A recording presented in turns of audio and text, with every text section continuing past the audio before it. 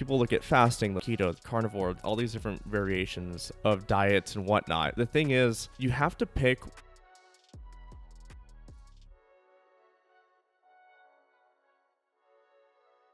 What's going on, everyone? My name is Cameron. Welcome to Gym Talk. I have here. My name is Danny. Today, we are going to go through a burning topic that everybody wants to know. It's not how to build muscle. It's not how to get stronger. It's how to lose weight and look better. There are so many different people out there talking about so many different ways to lose weight. And I think we can come together today to discuss what's the best way for you, the viewer, how to lose weight if that's your goal. And I think you and I can both agree that it comes down to calories, restricting your calorie consumption. I'm very passionate about this subject because I feel like it can be as simple as calories. It can be. And I think there's a little bit more, a couple more steps in that will definitely aid in your weight loss process. But at the end of the day, yes, it is calories in, calories out. There's more nuance. There's more steps you can take. I think it'd be best if we kind of break this down into a couple different steps, right? So I think step number 1, calories. Have less calories. Identify your maintenance, right? Mm-hmm. How do you do that? I often find that just tracking what you eat on a daily basis and see how your weight fluctuates for a week or two will give you a good general idea of where your maintenance is at. You could also just go to one of these websites that track it, but those aren't the most accurate. I have varying success with those, but I like tracking better, personally. Yeah, I mean, I usually default to finding a website looking at maintenance calories. It's going to give you a very general idea of where your maintenance is at, but I think that's a good starting place. Yeah. Than not doing anything at all. Yeah, I agree. I agree. So you find that maintenance, right? Start with roughly 400 to 500 calories a day below that. Just start there. And then do that consistently. See how the weight fluctuates. See how the weight moves.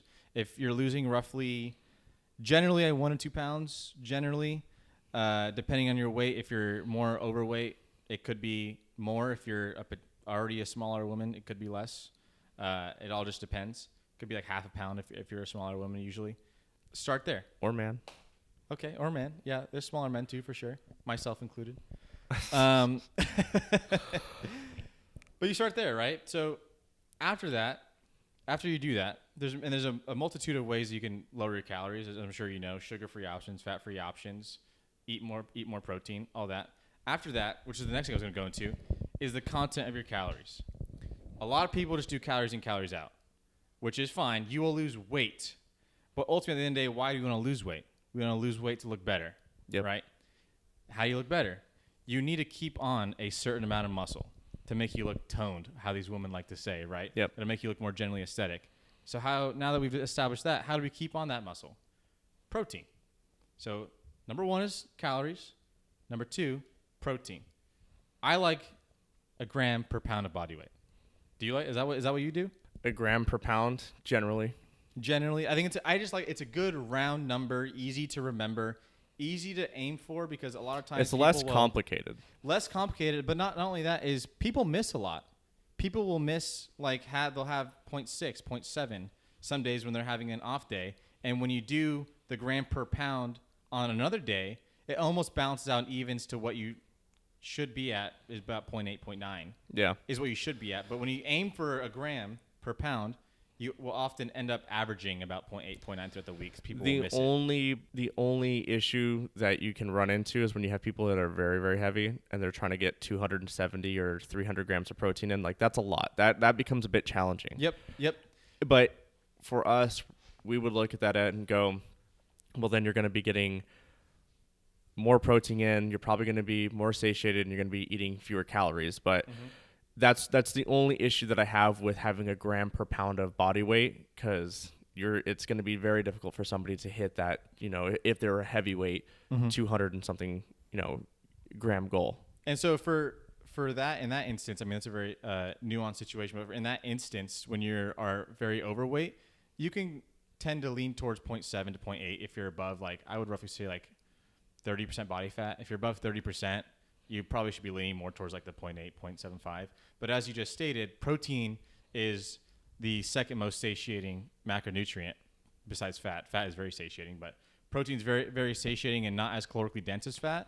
So there really is no downside to eating more protein. It'll fill you up more. It'll help preserve more muscle mass. Your body doesn't really need carbs. I'm not like against carbs. Don't get that wrong. Your body doesn't really need it. Your body can make that. It can function without them. Exactly. Yes. So protein is priority number one, in my opinion. Second is going to be fats, because you need fats for general hormone function, keep your endocrine system up and running, and general joint health and muscle movement, stuff like that. Gram per pound. Keep your fat. I think it's roughly my fat. I usually keep around 20% of my daily caloric intake, 20 to 30, depending on the rest of your macro split, how many carbs you're eating, how much protein you're eating, what your total caloric intake is. You can kind of play with those numbers, but you do need a good amount of fat. And then next, carbs. I usually just use carbs as filling out whatever the rest of my calories are, because my protein's priority. Got to make sure I hit those grams, however many grams that is. And then I need a certain amount of grams of fat, and then the carbs will just be whatever's left over. Yeah. And then ideally, if you're in a state where you're starting to feel tired, like for your lifts or your workouts or whatever, I try to time those carbs around the points I'm going to need them, like an hour before my workout, or having some simple sugars right before my workout, like 10 minutes. Yeah. That is generally my approach. That's just the foundation, the groundwork of weight loss. Because yes, you're going to be losing weight at that point, but you're going to be retaining the muscle mass to help you look good, which I assume is your goal, is to look good. If you lose a bunch of weight and you lose a bunch of muscle, you'll probably still just look skinny fat. And then what's the point? What's the point of even going through this rigorous process if you're going to look like shit still? What's the point of sacrificing all that food when you're just going to look and you're still going to look like fat? shit. You want to keep the muscle you already have on your frame and lose the fat, not just weight. Weight is relative, because you could lose water, you could lose fat, you could lose muscle. Yeah, absolutely. So I think those are really good points. I have heard that fiber and protein tend to be the most satiating. Fat would probably come in at number 3. Mm-hmm. I think totally forgot to mention fiber. No, yeah, and that's very important. Fiber's super important. Yep. Yeah, definitely. You got to get your fiber in. I think those are really good points. My take on weight loss in what I've done for clients, because you have people look at fasting, they look at keto, they look at carnivore, they look at all these different variations of diets and whatnot.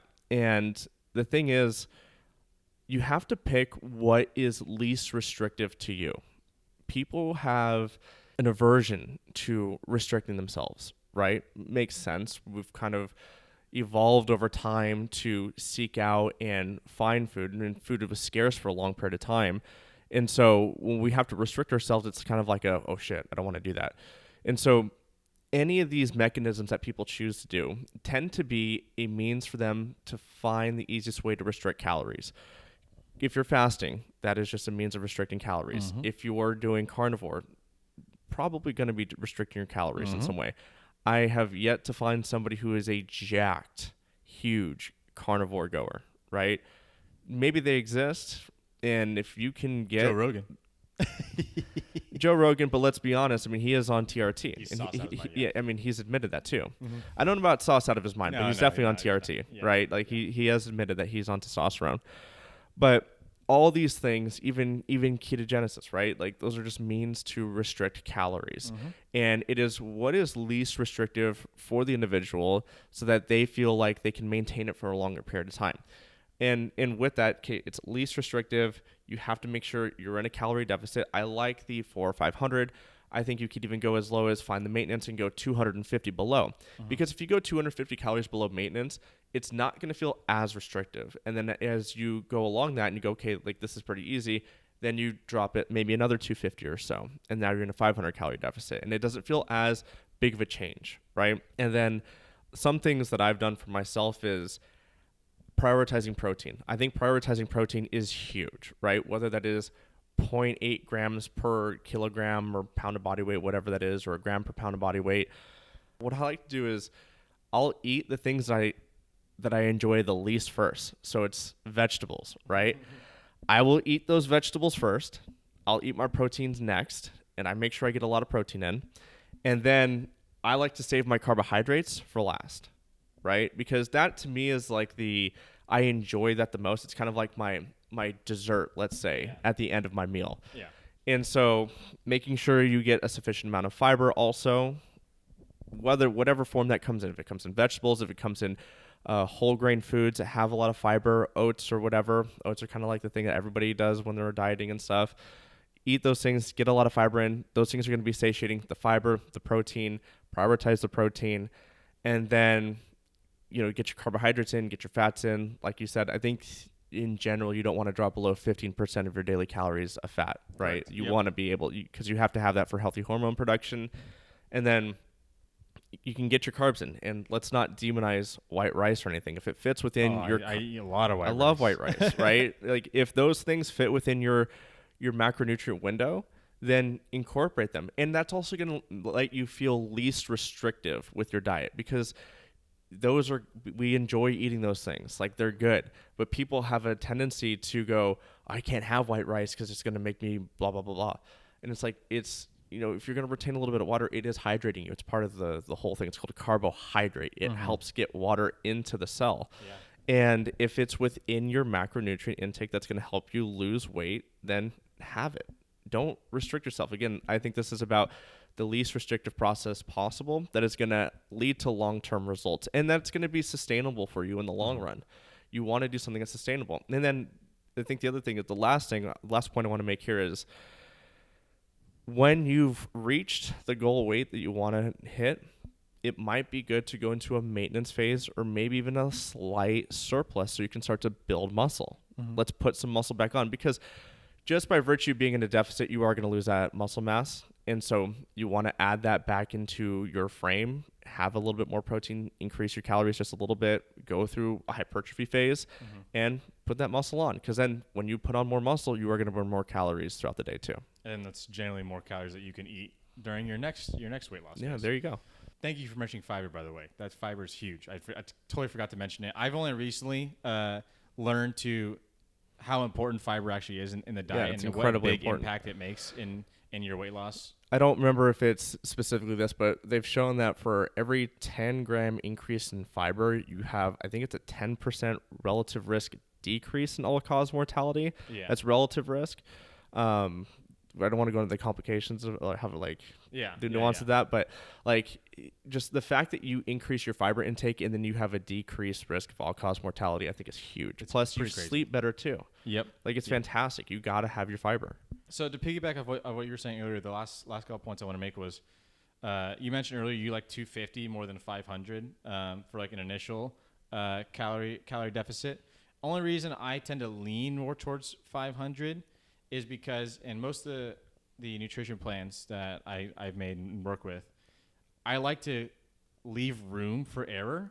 Hence my stance on like the 1 gram per pound of protein, because humans are humans. We'll have bad days and good days. Things happen. So I like to lean towards error, because there'll be some days where I'm programming in a 500 calorie deficit. Someone goes, oh, we had like a work lunch meeting. Yeah. And I was only in a 200 calorie deficit.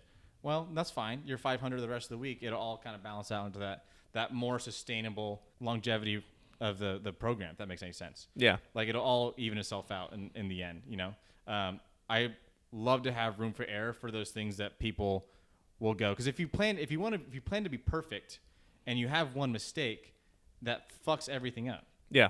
Whereas if you plan to fuck up, I find that fuck up is not nearly as catastrophical. Because you've been planning that for something to happen. You don't like hope for these things to happen. You don't hope that, like, I don't like to plan in cheat meals, but people break and it happen. But it's about finding that balance in between, like, don't go too crazy in a deficit where you snap and have like a whole pizza to yourself. But also I don't like to be like too close to my maintenance where if I have an extra Oreo, then I'm in a surplus all of a sudden. Yeah. It's that balance, right? Where I feel like I'm content with what I'm eating, but I'm not. I'm also still in a good enough deficit. Yeah. So I find that important. Then along those same lines, between keto, carnivore, Mediterranean, whatever, I don't think those are inherently bad diets, but I think they're just that. I think they're diets. They're 4 to 8 weeks. Do them. You'll probably feel better. Probably feel different. It's a little variety to mix up how you eat. And it might be better for people to have like a structure to how they're eating, in the sense that it follows this particular ideology, whatever, as long as you're aware that the main principle behind it is calories in, calories out. Yeah. The only point that I was trying to bring up with those diets was that people tend to get very dogmatic about those things, Yeah. and they start preaching it to the heavens like it's Yeah. some new religion. And look, it is just a means of restricting your calories. Yeah. That's all it is. Yeah. And whether that works for you, that's fantastic. It may not work for everybody. And I'm glad that it works for some people, and it makes it feel, to them, it's the easiest thing for them to do. It is the least restrictive. It is something that they feel like they can sustain for a long period of time. That's fantastic. I'm not trying to demonize those things. I just don't like when people make it seem like it's the end all be all solution for everybody. It is just a mechanism to allow you to restrict calories. The principle is restricting calories. That's what we're aiming for. It is just another vehicle that gets you there. Yeah. Yeah. And I think it's important that people are just aware that, this shouldn't be a short period of time thing. I really believe everybody should be all year round, every single year, know what you're putting into your body. So you don't get into that point where you need to be like, oh shit, I'm 25% body fat, I should probably go on a diet and lose all this weight. You wouldn't have got to that point in the first place if you just know what you're putting into your body and just prioritize your health in general overall. There we go. That simple. I like it. All right, everyone. We want to know what you think. Let us know in the comments below how you feel about our process for losing weight. What do you typically like to do in order to lose weight? We want to hear from you. Please like and subscribe, and stay tuned for the next video. We got plenty more coming.